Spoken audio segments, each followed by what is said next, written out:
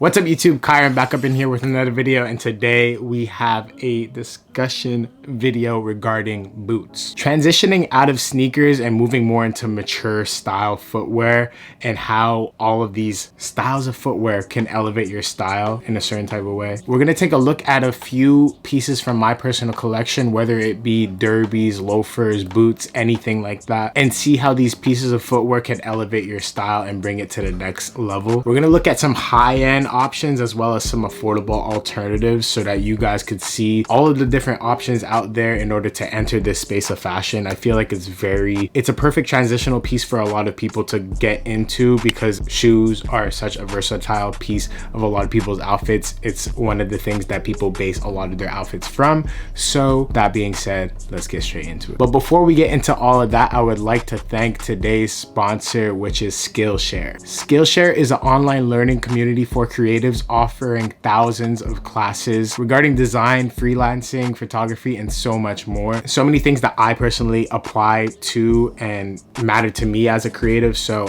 this is why Skillshare is such a great platform for creatives. Skillshare is for creatives exactly like yourself looking to take the next step in their creative journey. What I personally love the most is that I am a person who operates on my own schedule. So Skillshare is perfect in that regard because you're able to do everything on your own terms. All of these classes you could do at your own leisure, and they're no longer than 60 minutes at maximum, and the classes themselves are very short and sweet. Overall, it's just a win-win. One class that really stood out to me was by a very well-known YouTuber, Marques Brownlee, also known as MKBHD. Oh my god, that's always a tongue twister. But he has a class on YouTube success, which I really fancied and I enjoyed. One main takeaway that I took from this class was actually writing scripts for some of my videos. I always used to freestyle everything that I do, and as of recent I've been getting into more scripting after I saw this video, just to have a couple of bullet points to make sure that I hit all of the talking points that I want to make sure I cover in a video, so that to make sure that I hit everything on the head and make sure that all bases are covered and that you guys have all of the knowledge that I wish to flow through my brain through all of these videos. So the script writing was definitely a really big tip that I took away from that class. I really enjoyed it, and I also love him as a creative, so like I feel like it was just great to see a creative go into the role of like, hey, to flip the script and be the one that's giving you the insight that you need. The point is, I heard of this strategy through this class and I got a whole lot of organization and structure added to my videos, so I really appreciated that from this. Skillshare is curated specifically for learning, which means that there is no ads on the content that you're watching. They are always launching new classes so that you could stay focused and follow wherever your creativity takes you. Skillshare has also been very helpful with some of the smaller tasks that I've been trying to embark on as of recent. I have a lot of big projects that I'm working on currently, and I don't have the knowledge yet that I wish to acquire, and Skillshare actually has a bunch of courses that piqued my interest when it comes to like technical drawings and other things of that nature that I was originally outsourcing to have interns do, and now I'm gonna be able to acquire the knowledge in order to do it myself moving forward. Interns are always helpful, of course, but eventually you're gonna have to learn it for yourself, so this is great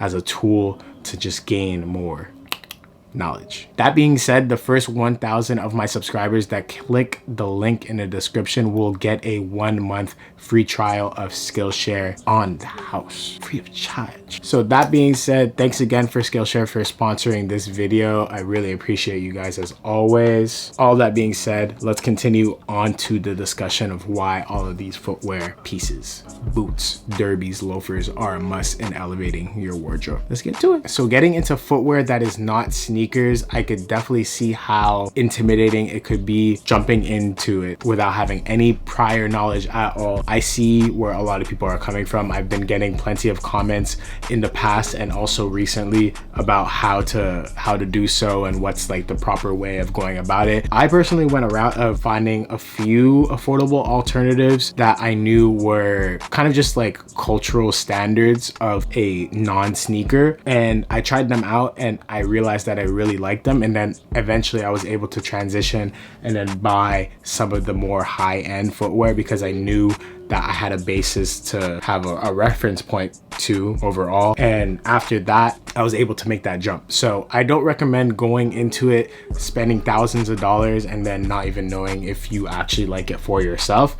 I'm a firm believer in like thrifting, so like anything sustainable, you know what I mean? So thrifting or finding like some smaller brands that are kind of like a bit more affordable than some of the luxury brands in order to really make sure that you're buying something that you could actually put some use to. So that being said, my first boot was a classic Doc Marten. I think this is the 1490, something like that. Very, very calm, regular.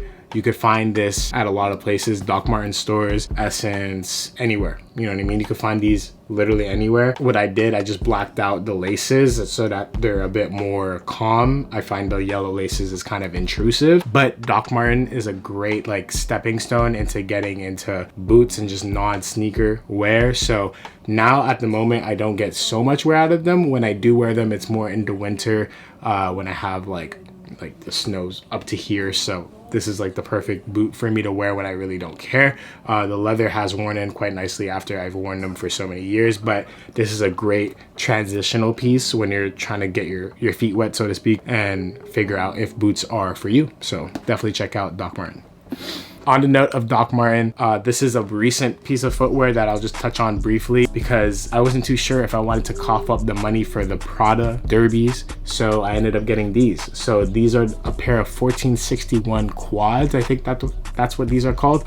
They're just like a platform derby. So I seen the Prada ones, really like them, the Prada loafers and the Prada derbies. Really just a nice derby, and I love the silhouette of having like a platform shoe and then having like baggy pants or like a flared pant just cover over it and just like puddle ever so gracefully, as I always say. And it just creates a really nice profile and silhouette for the proportions that I like to give off with my outfits. So like having like a baggier bottom, elongating my legs, these are all things that I personally enjoy. So if you're looking into like a platform shoe and you don't want to shell out thousands of dollars for the Prada ones, then you could definitely try this out first, see if you like it, then go into that. Me, honestly, I'm content with this. I don't think I need to go the extra mile and get the Prada ones just because like it does the same thing for me. And I just ended up doing the same thing. I just blacked out the laces and now they look like super luxe. Every time I post this, people are like, what is that? It's literally just Doc Martens. So fire, low-key gems. The last thing I want to talk about when it comes to like just affordable alternatives when it comes to boots or anything like that,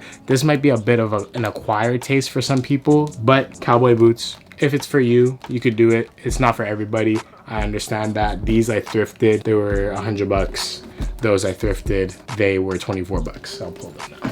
$24. Cowboy boot, really nice, great leather. A lot of cowboy boots that are genuine leather and like handmade, everything like that, they're normally pretty pricey. They're almost just as pricey as like the designer footwear that I buy into, which is like $600, $700, which is a lot of money for a cowboy boot. So I recommend thrifting those as well if you like that profile. I started getting into them only more recently, but I realized that I was always a fan of that silhouette when I actually got this, which is one of my first designer boots. This is the Balenciaga harness boot. Really like this. I got this for a birthday gift from my mom a while back. I think like 2017, 2018. But I just love this shoe. I don't get to wear it as much as I used to just because it's like, not that it's not my style anymore. It just doesn't fit the proportions of outfits that I gravitate towards more frequently at the moment. But I could see how it could get like finagled into some outfits in the future. So that being said, I'm still keeping them, and also just like a great gift, you know, great memories in this shoe. So love this. And this was me being like obscure and not getting the Wyatts. Like I wanted the square toe to be different, and it suits my style a lot more now too because like I like Western wear. This is clearly Western wear, so it works for me. So that was just a great moment of me knowing my style, and it transitioned into the future because like I could easily wear that with like the flare trousers and more cowboy-esque outfits that I put on in current age. So now going down the line, we're just gonna cover across some of the boots that I have on my shelf, and we're gonna, and non-sneakers, let's say. And I'm just gonna tell you guys why I like them and what you guys could look into when shopping for some of your own. This is a pair of Marnie loafers. This is my first pair of loafers. I wanted a platform once again because I love that silhouette and the height that it gives me and just elongates my legs, yada yada yada. You guys already know how I feel about that. So the loafers was a great testament to that. I could go for a low one as well, like just a more traditional one, like maybe a Gucci loafer or something like that. But I was feeling ballsy and I saw these and I haven't seen anything else like it other than 80s, which would be another like middle ground alternative to these. But I was really feeling the Marnie, you know? So, and I haven't seen many other people with them, and they're really great, and they sold out. So like now it's like kind of hard to get. I got something that a lot of people don't got, so it feels great. It's kind of like very individualistic of me, you know? So the only thing that I have to add, which I recommend a lot of you guys to do, is resole your shoes. It just adds a lot more life to it, and that's something that you can't do with sneakers. Like, of course you could shoe glue it, do the whole nine, but with the non-sneakers, you can add another sole and they'll just live for years and years and years. Shine the leather, add a sole, keep on wearing them. I can have these when I'm probably 50, and I probably will. I already look like an old man, so there you go.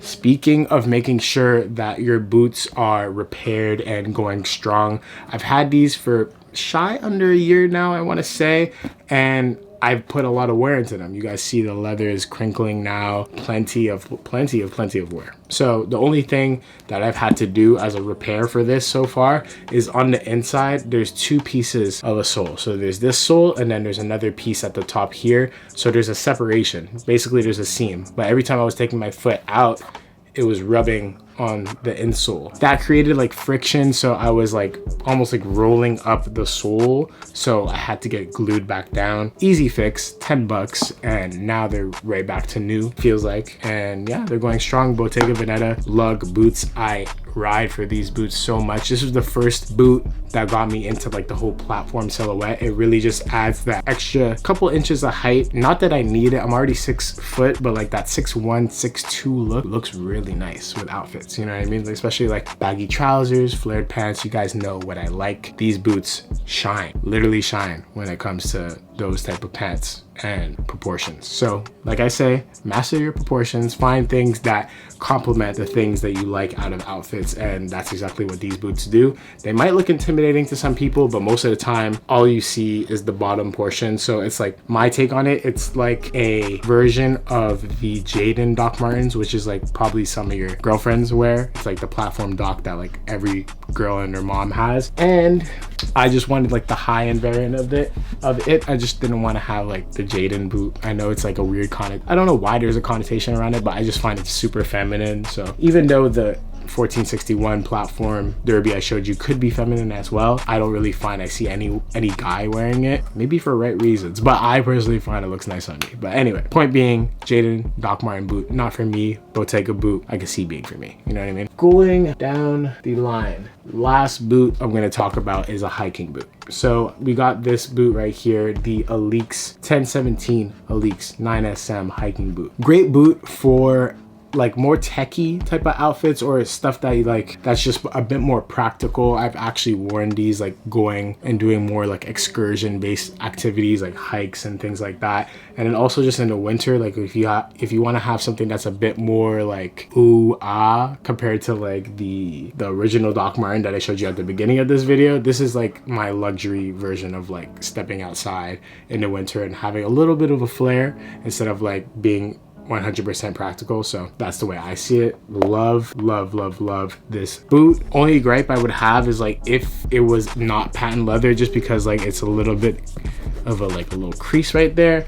But other than that, love this boot. Very versatile, lots of wear I put into these, and they were a great price based on it being a luxury shoe, luxury boot, whatever you may have. Vibram once again. Once these go out, I can easily resole them. So done deal, easy to go. And that's about it for my boots collection. if you want to say that. I definitely have a couple other ones scattered across like my whole place, but that's like the main ones that I gravitate towards on the regular. If you guys have any questions in regards to boots, you can make sure to write them down in the comments below. I'll write back everyone I can. If you have any questions about like affordable alternatives or even like the high-end options that I have, like I'll talk to you guys. We'll have a little bit of a discussion and figure out what non-sneaker is good for you. The way I see it is that sneakers kind of keep you in a box for a very long time. I was a person that just wore sneakers for like years and years and years, and then eventually like you reach this point when you're like, I want to say when you're 20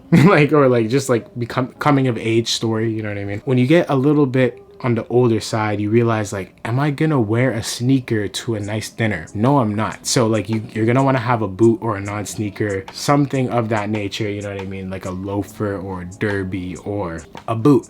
I feel like a boot is a bit more fashiony compared to like these like loafers, for example. That might be a bit too formal for some of you guys, but like getting a boot, super fire. Even having like something like a combat boot like this, I think this is from Unknown Articles.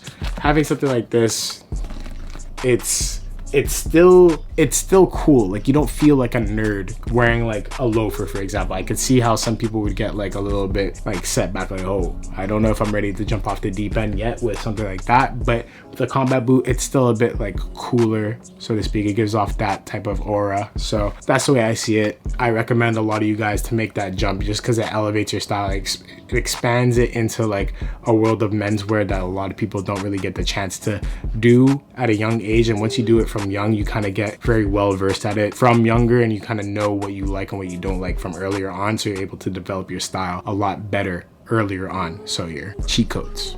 Thank you guys for watching. I really appreciate you guys stopping by the channel once again, as always. Thanks to Skillshare for sponsoring this video once again. I really appreciate it. Also, like this video if you haven't already. Subscribe if you're new. Follow the boy on Instagram. GOTSWEIGE is where you can keep up to date with me more frequently. I post fit pics, this and that, so that's what you can check out on there. I'm gonna check you guys in the next one. I'm hot. Peace. Also, see the background? I switched it up a little bit. Whenever I do the discussions, I like doing it like this. Feel very YouTuber-esque. I'm out of here.